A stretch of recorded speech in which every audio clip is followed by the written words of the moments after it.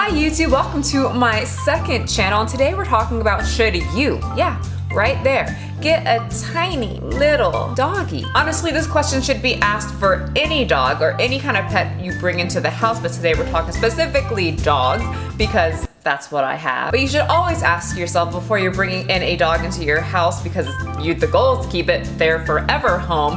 Should I get this size dog? Should I get this breed of dog? Does my job allow me to give enough attention to a living, breathing animal? It always just boggles my mind when I hear people say, I just got a husky, and they live in an apartment and work a job from 9 to 5 p.m. and then when they get home, they're like, I don't know why my husky's so crazy and jumping off the walls and he's just not calm, because he's like, what, almost 100 pounds, and he's been at home all day bored and he's very excited to see you. I personally don't understand why people get big dogs for apartments and if they are just not very active in itself, because these type of dogs need a lot of exercise. Just like if you are a very, very rough person, you've got a lot of kids, you are just always throwing furniture everywhere and you've got really heavy feet, probably shouldn't get a tiny dog. It just puts me in some type of mood as a very passionate dog mom and future dog trainer, how people just go out and buy a dog and don't do the research about one, owning a dog, training a dog, and learning about the breed. Wait a minute, what am I doing? Don't I need my dogs in this? Let me go get my dogs really quick.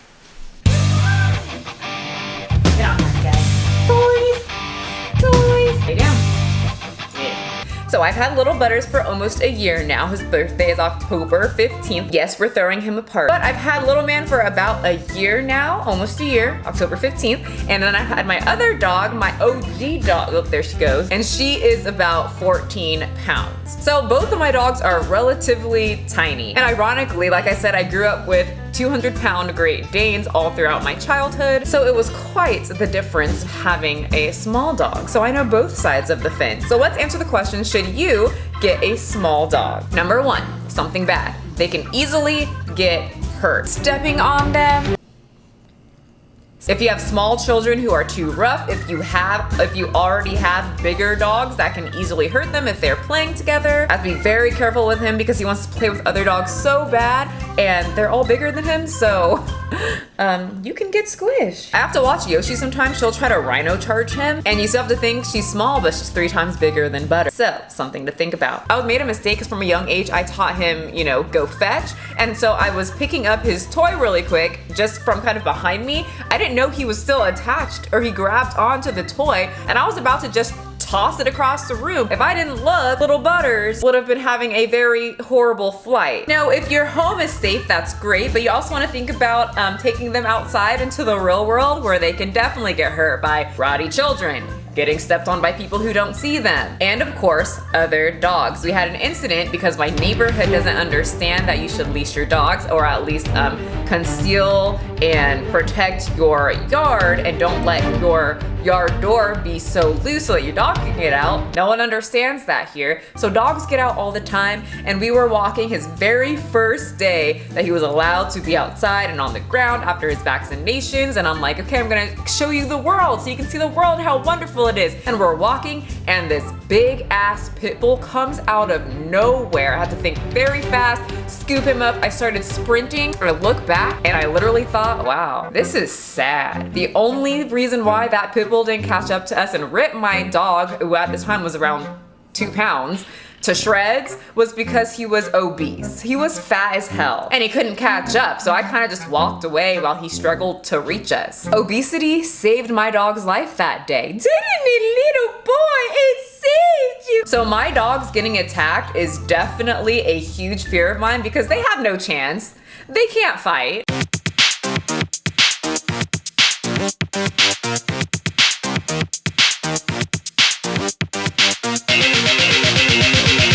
So I have learned that I need to strap up, so just make sure that your guys' dogs are on a leash, well trained, and by you, and you won't have to worry about me trying to protect my dogs, okay? Keep your dogs on a leash. Another thing you have to deal with little dogs are the outfit.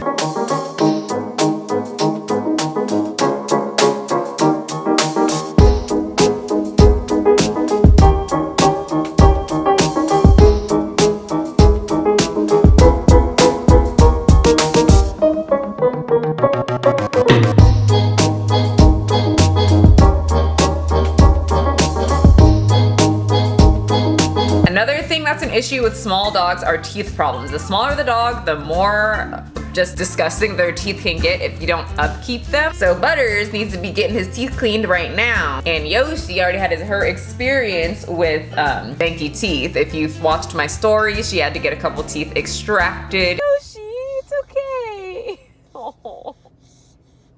And then she had some stuff going on in there that they had to fix, which cost me a lot of money, which was my fault because I need to be better with brushing my dog's teeth. This makes it very hard when pugs are so dramatic when it comes to nail clipping. Baths. They live longer. Something that I struggled with bigger dogs. People think that I hate bigger dogs for some reason when I talk about I don't want a bigger dog. It doesn't mean I hate big dogs. I grew up with big dogs. It's just the fact, well, one of the facts is that they die a lot quicker. It's sad when they get older. I just remember with one of our dogs, specifically our Great Dane, Mufasa, near the end, well, the last day, honestly, that I remember seeing him is just watching my mom have to pick him up, like struggle, because he was over 200 pounds.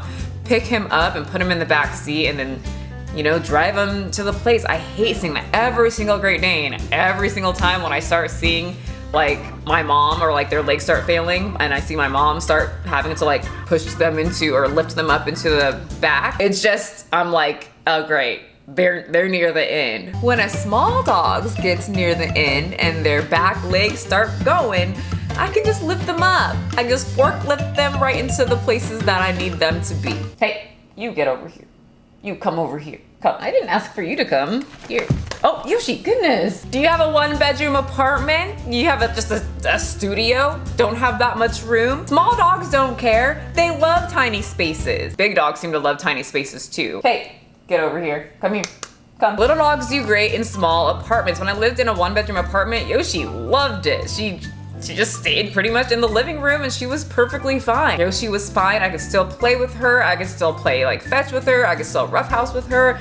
Big dogs, if I had a 200-pound Great Dane in a 1-bedroom apartment, how's it going to move and run and play? That's not the best thing. It does like really bother me when people have huge dogs in a tiny space. It's just doing a disservice for the dog. Why? If you really want a dog, get a smaller dog and you can still like play with them inside. Me and Butters play fetch all the time indoors. We have enough space and he gets his like extra exercise after our walk. And fending for ourselves in our neighborhood, since nobody knows how to leash their dog, they bark. And that is a huge stereotype that is correct. At least with Chihuahuas, they are definitely very, very barky, and I'm big on training. I do not allow my dog to bark, and that's where, you know, it's where training comes in. You have to train your dogs. Every single dog has their annoying little quirks that you kind of have to train out of them. But for some reason with Chihuahuas, everyone's like, no, Chihuahuas are gross and they're barky. When we first started training, he was just barking at random shit. Leaves, a snail passing by as he looked out the window, people on bikes and skateboards. That was a huge trigger. People that run, he's still a little like, where are you going? Why are you running? He just wants to know. But it takes time. You still have to continuously train them to remind them that, hey, that's not how you get people's attention. So this kind of goes with what I already said with the apartments, but with smaller dogs, they need less exercise. So if you have a bigger dog, especially a very athletic breed, they're going to need a lot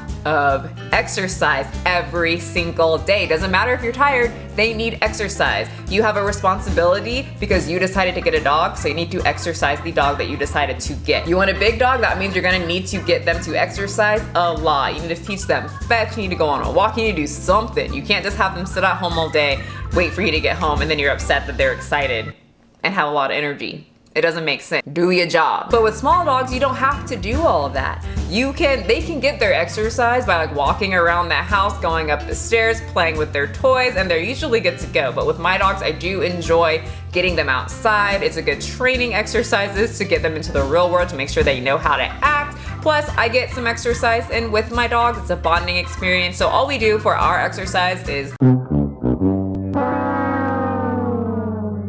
potty training. Seems to be a big one, and I think it's a lot, once again, comes with training. A lot of people just don't mind poop and pee in their house as long as it's a small dog. And I find it very weird and gross. For example, not trying to call anyone out, I really like her, but I was watching Blair White's recent video of her home tour, her new home tour, which is like, congrats girl, you got a freaking house in Texas, that's amazing. But her little dog just pooped on the floor, and I'm like, stable enough that it doesn't crack, and I crack my head. Oh, look at that. Bella pooped. Bella, listen, girl, this is a new nice house. That's a turd. Why would you do that? I know that dog's like 2 years old. Why is the dog not potty trained yet? Why is it just deciding to poop on the floor? I'll clean that up later. It's just very odd. I see it with a lot of my friends. They're like, oh, Rufus pooped again. It's fine. We'll just clean it up, and Rufus is sitting there like, I'm gonna do that again because you're not training me. I just don't get it. So a lot of people say that training or potty training little dogs are harder. I think it's because you can't really leave your dogs, little dogs, outside very much.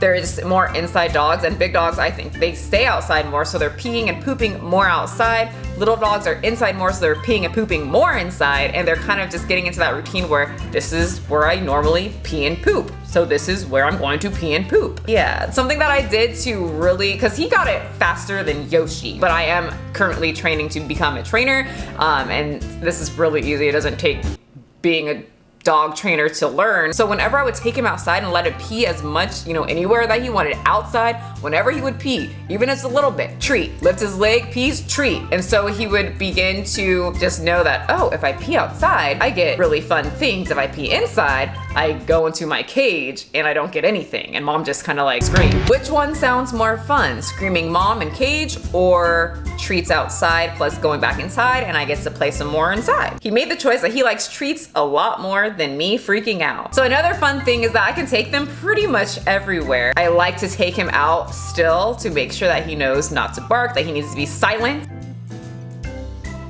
In, the real world, that you don't need to show me your voice. I see you, you're protected, you're fine. Something I've noticed that with small dogs, especially fluffy little ones, is that people instantly hate them. They can't stand them. They just think they're instantly annoying. Just like, I will get comments sometimes saying, ew, I hate Chihuahuas. They're so annoying. And I just show a quick clip of Butters just sitting there. So something that I have noticed is that because he is a boy and small, and his name is, hey, can y'all stop it? We'll play in a second. But because he's a boy and he's small and his name is Butters, and I dress him up in like little bow ties and everything, a lot of men seem to just love it. Almost all of my friends' husbands seem to just connect with Butters and forget about Yoshi. And Yoshi's usually the star of the show. But for some reason, a lot of men, once they find out it's a boy dog, his name's Butters, they really like him. I can bet your ass that if I had a tiny little fluff girl dog and stuck a ribbon right here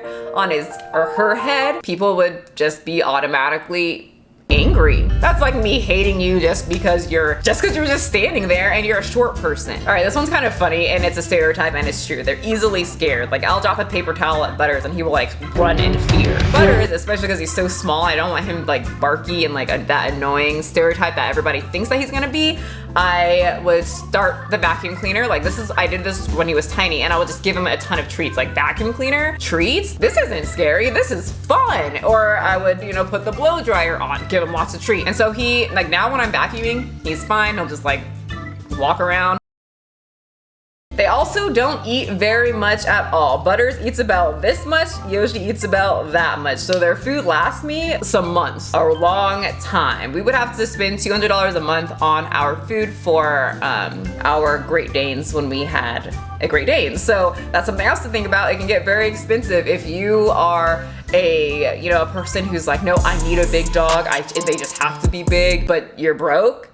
$200 a month is a lot of money for someone that doesn't have money. And lastly, they're just so loving, like any dog. If you spend time with your dog, they'll take notice and they will become your dog. Like, I don't mean just buying a dog and saying it's your dog. I mean, they will, like, you are their human. They will just have a certain connection with you. It's very, very I love it. It's loving. They're pretty much my kids because I don't want kids. but I also love being a mommy figure to little four-legged creatures, and I really do care about them. And I hope that if you're thinking of getting a small dog, big dog, any kind of animal, that you really think about it first, because it is a really big responsibility. These are animals that look to you to protect them and take care of them and feed them and love them. So please, please, please, if you are considering a small dog, just keep everything that I said in mind. It is very amazing. I don't have any regrets of having this little guy come into my family.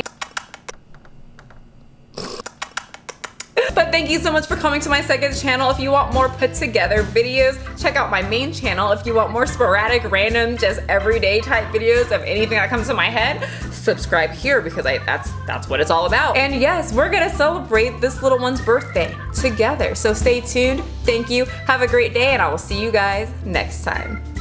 I can feel my body cold against the concrete, but I can't seem to get enough. My mind is fixed on what it wants. I just let you beat me. Looks can be deceiving. Let you get the best of me in bed with my worst enemy. This is a no-go. I just can't take hold. This is a danger zone. Back up and get me home. This is a no-go. I just can't take hold. This is a danger zone. Back up and get me. So put your hands